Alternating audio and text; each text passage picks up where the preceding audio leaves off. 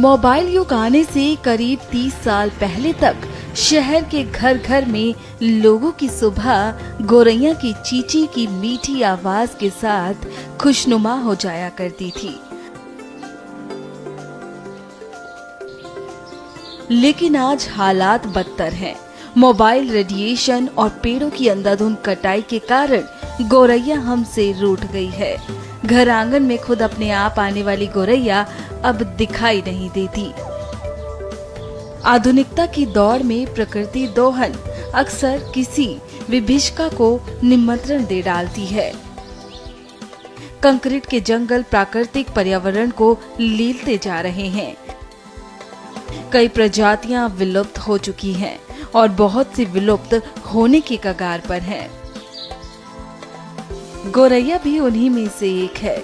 गोरैया को बचाने की कवायद में देश में 20 मार्च का दिन गोरैया बचाव दिवस के रूप में मनाया जाने लगा है। घरेलू गोरैया एक पक्षी है जो भारत में सामान्य रूप से हर जगह पाए जाते हैं। शहरी इलाकों में गोरैया की 6 तरह की प्रजातियां पाई जाती हैं। आज ये विश्व में सबसे अधिक पाए जाने वाले पक्षियों में से एक है। कानपुर महानगर का परिवेश ग्रामीण आंचल से घिरा हुआ था, पर बढ़ते शहरीकरण के चलते पर्यावरण के नुकसान का अंदाजा किसी ने नहीं लगाया था। वर्तमान में घरेलू चिड़िया यानी गोरैया लगभग लुप्त हो चुकी हैं।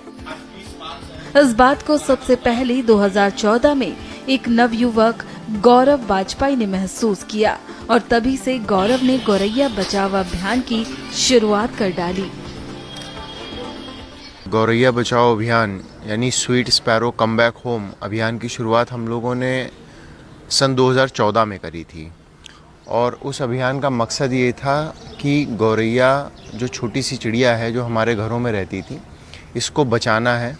और उसके ख़त्म होने के विलुप्ति के कई कारण हो रहे थे, जैसे प्रदूषण हो गया, मोबाइल टावर रेडिएशन हो गया, और इनको इनकी जो अनुकूल घर हैं जिस स्थान पर होने चाहिए वो घर नहीं मिल पाते, क्योंकि इनको ग्रामीण परिवेश में रहने की आदत थी। लेकिन आधुनिकीकरण में सारे मकानों के बनावट बदल गई और इनको उन घरों में संरक्षण मिलना बंद हो गया।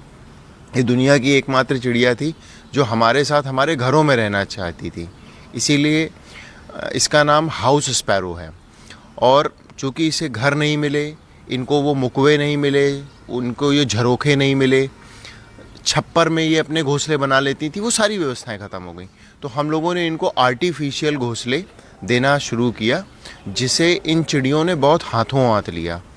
इन घोंसलों का सबसे बड़ा फ़ायदा ये होता है कि ये घोंसले उनके आवास की तरह नहीं बल्कि उनके एक तरीके से नर्सिंग होम की तरह काम करते हैं, मैटरनिटी सेंटर की तरह काम करते हैं।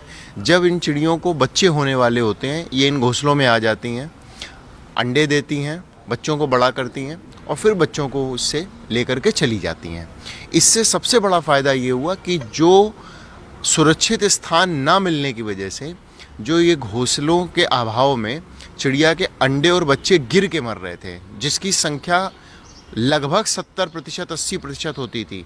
यानी अगर 5 बच्चे पूरे साल में पैदा हुए हैं, जिसमें से 3 से 4 अंडे बच्चे गिर के ख़त्म हो जाते थे, और जो बड़े हुए उनको नेचुरल प्रेडेटर्स जैसे बाज, कौवे या बिल्लियों ने मार दिया।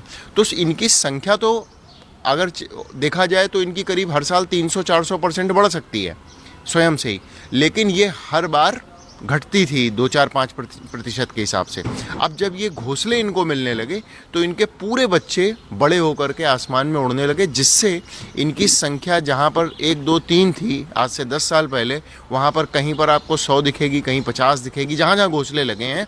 और झाड़ी वाले पेड़ों का अपना रूप देखा, इन्होंने इस पेड़ को मेनटेन किया है, ठीक है ना, मनोकामनी के। तो इनको पास में रहने को घर भी मिल गया, छिपने के लिए पेड़ भी मिल गए, और खाने के लिए दाना पानी की नियमित व्यवस्था लोग करते हैं। तो जिसके कारण आप इस क्षेत्र में देखेंगे गौरैया की संख्या अभी भी इतनी है जैसे कभी कम ही नहीं हुई थी।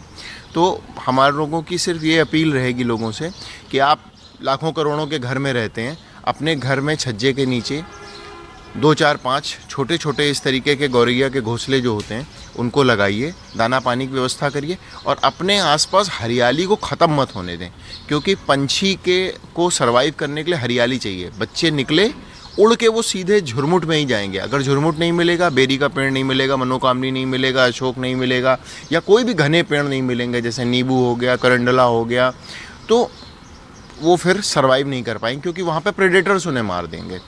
तो पिछले 10 साल में हम लोगों के इस प्रयास से अगर मतलब डायरेक्ट बात करें, मैंने तो करीब 7,500-8 हज़ार घोंसले हम लगा चुके हैं और संयुक्त प्रयास की बात करें जैसे आशुतोष हो गए, अजय हो गए और भी लोग अब कानपुर में करने लगे हैं, तो कम से कम कानपुर में आज की डेट में 25,000 घोंसले लग चुके हैं। और 25,000 घोंसले का मतलब ये हो गया कि आप कई स्थानों पर जाएंगे जहाँ पर गौरैया लुप्त प्राय हो गई थी, वहाँ पर पुनः जीवंत हो गई है। एक ख्योरा में जगह है, उनके घर में 40 घोंसले लगे हुए हैं, जो कि बहुत बड़ी बात है। घर घर में 40 घोंसले लगे और उनके यहाँ तो गौरैया ऐसे रहती है जैसे मतलब कभी कहीं गई ही नहीं थी। पिछले कुछ सालों में शहरों में गौरैया की कम होती संख्या पर चिंता प्रकट की जा रही है। मोबाइल टावरों से निकलने वाली तरंगों को भी गौरैया के लिए हानिकारक माना जा रहा है। ये तरंगे चिड़िया की दिशा खोजने वाली प्रणाली को प्रभावित कर रही हैं और इनके प्रजनन पर भी विपरीत असर पड़ रहा है, जिसके परिणाम स्वरूप गौरैया तेजी से विलुप्त हो रही हैं।